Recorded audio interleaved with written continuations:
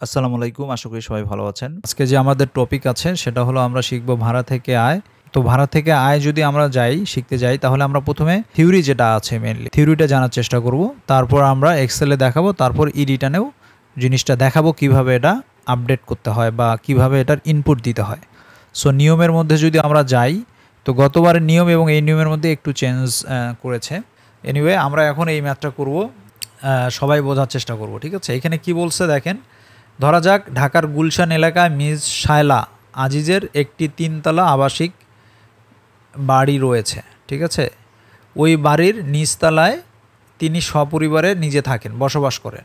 ভালো কথা, নিজে থাকেন, এগুলা প্রতিটাই কিন্তু এক একটা ক্লু। তার মানে যে বাড়িটা আছে 3তলা, একটাতে সে নিজে থাকে, আর দ্বিতীয় আর তৃতীয় তলা আবাসিক ব্যবহারের জন্য সংশ্লিষ্ট আয় বর্ষের যেমন এটা জুলাই মাস থেকে মাসিক 60,000 টাকায় ভাড়া দিয়েছেন। ঠিক আছে, মানে 2 এবং 3 তলা মানে দুইটা ইউনিট মাসিক 60,000 করে ভাড়া দিয়েছে। তিনি সমন্বয়যোগ্য, দেখেন প্রশ্ন দেখেন, সমন্বয়যোগ্য অগ্রিম হিসাবে দুজন ভাড়াটিয়া হতে 8 লাখ টাকা করে নিছে, যেটা সমন্বয় হবে।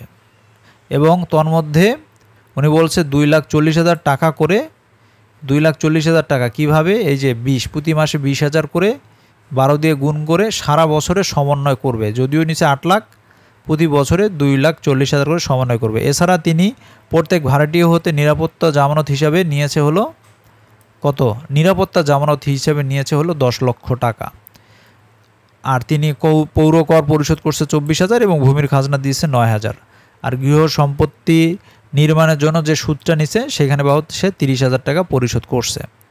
এই কন্ডিশনের জন্য আমাদের আয়ের হিসাব করতে হবে। এইটা হলো আমাদের ম্যাথটা। ঠিক আছে, তাহলে আমরা প্রথমে এক্সেলে যাই, এক্সেলে একটু বোঝানোর চেষ্টা করি। আমরা একটু এক্সেলটাতে একটু চেঞ্জ করছি, এখানে একটা ড্যাশবোর্ড ভিউ আমরা অ্যাড করছি। হ্যাঁ, ড্যাশবোর্ড ভিউটা অ্যাড করছি এই কারণে যেন হিসাবগুলা ইনস্ট্যান্টলি আমরা দেখতে পারি।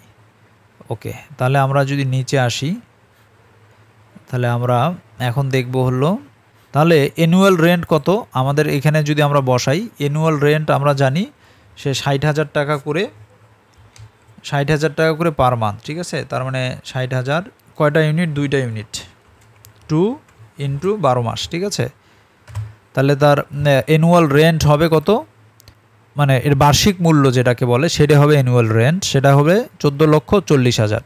আর রেন্ট রিসিভ কত, এখানে দেখেন সে পুরো 12 মাসেই কিন্তু ল্যান্ড রিসিভ করছে, এখানে কিন্তু সে আর অন্য কিছু বলে নাই।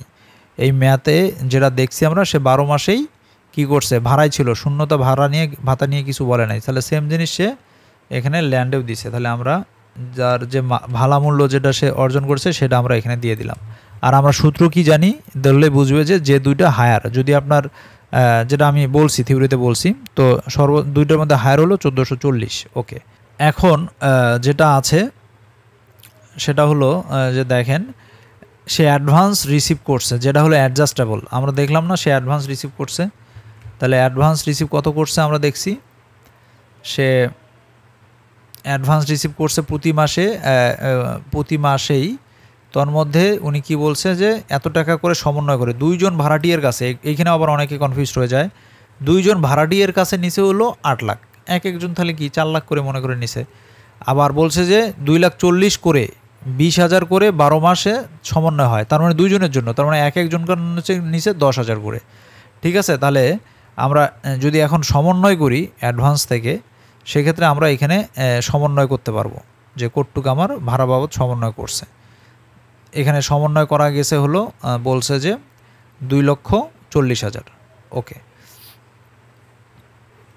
সেই জিনিসটা এই যে এখানে ম্যাথের মাধ্যমে আবার এখানে দেখাই দিছে যে 10,000 করে সমন্বয় করছে সে, এই 60,000 দুইজনকার কাছে নিচে হলো 8 লাখ করে, 2 দিয়ে গুণ করে নিচে কত, 16,000। ঠিক আছে, তোর মধ্যে মাসিক সমন্বয় করছে 20,000 করে, তার মানে এখানে যে আমরা একটা পড়ছি এটা হলো একজনকার কাছে নিচে, দুজন ভাড়াটিয়া হতে বলছে, মানে এক একজনকার কাছ থেকে 8 লাখ, সেটাই এখানে গুণ করে দেখাইছে যে 8 লাখ করে যদি হয় তাহলে 16 লাখ নিচে, তোর মধ্যে মাসিক 20,000 টাকা করে সমন্বয় যদি করে, তাহলে ভাড়া মূল্য প্রাপ্তি ছিল 60,000, কিন্তু সে প্রতি মাসে সমন্বয় করছে কত, 20, তার মানে তার কাছ থেকে মেনলি নিছে সারা বছরে 20 করে সমন্বয় করলে সারা বছরে সে সমন্বয় করছে হলো মানে ভাড়া তো 60,000, সে 20 করে অ্যাডভান্স থেকে সমন্বয় করছে আর 40,000 মেনলি নিছে, সহজ কথায় যদি আমি বলি।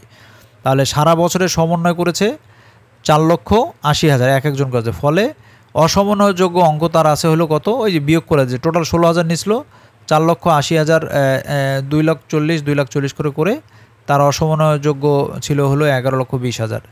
আবার তিনি এখানে জাস্ট নিরাপত্তা জমানত ভাই কোনটা নিছে, এই জিনিসগুলো তার মেনলি অ্যাসেট লাইবিলিটিসে হেড করবে, ঠিক আছে। এটা কিন্তু হিসাবে হেড করবে না।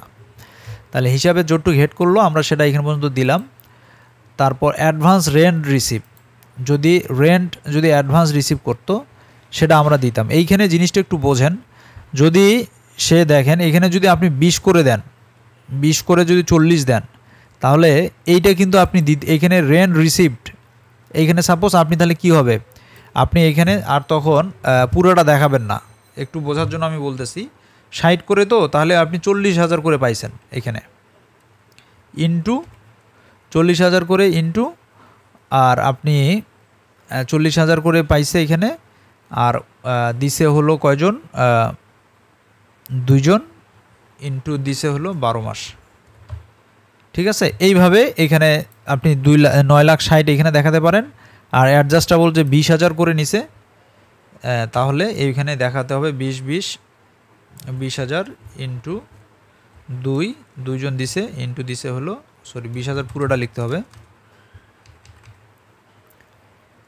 ইন্টু 2 ইন্টু আমরা দিব 12 মাস।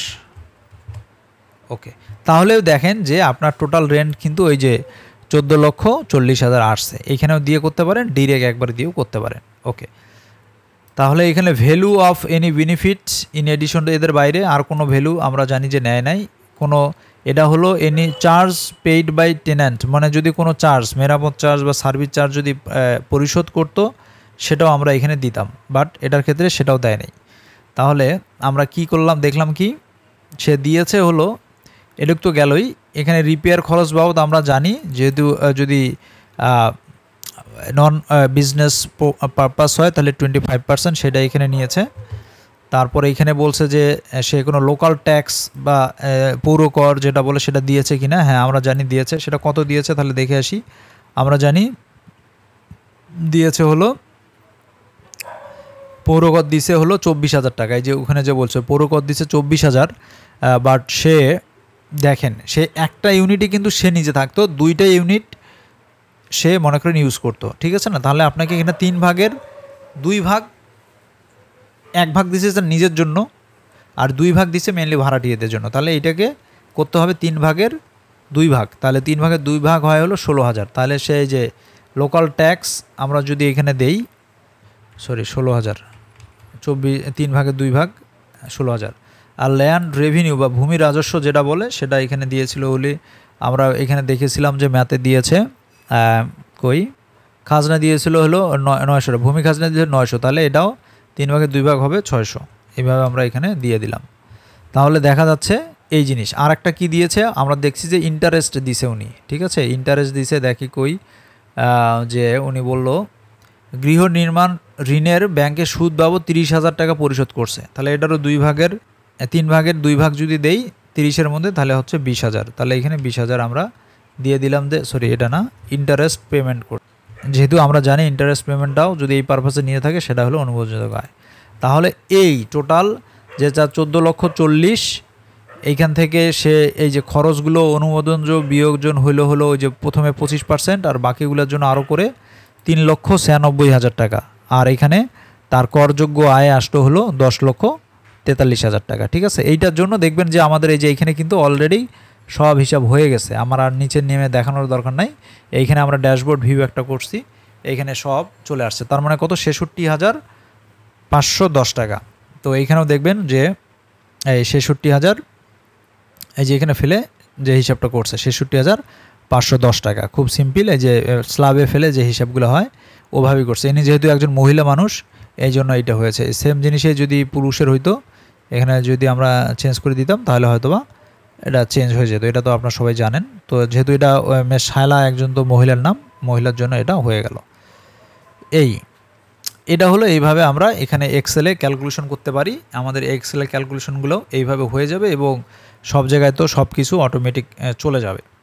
ই রিটার্নে যদি এখন আমরা যাই, ই রিটার্নে এসে আমরা জানি যে আমরা এই যে অ্যাসেসমেন্টে আসব, এখানে এসে এই যে ইনকাম ফ্রম রেন্ট এটাকে আমাদের যদি ডিজেবল থাকে তাহলে আমাদের এটা কি করতে হবে, মনে করেন সাপোজ ডিজেবল আছে অনেকের, এই যে অনেকের দেখবেন যে ট্যাক্সেবল ইনকামের এটাও ইয়েস রাখতে হবে, এটা নো রাখলে এগুলো সব হাইড থাকবে।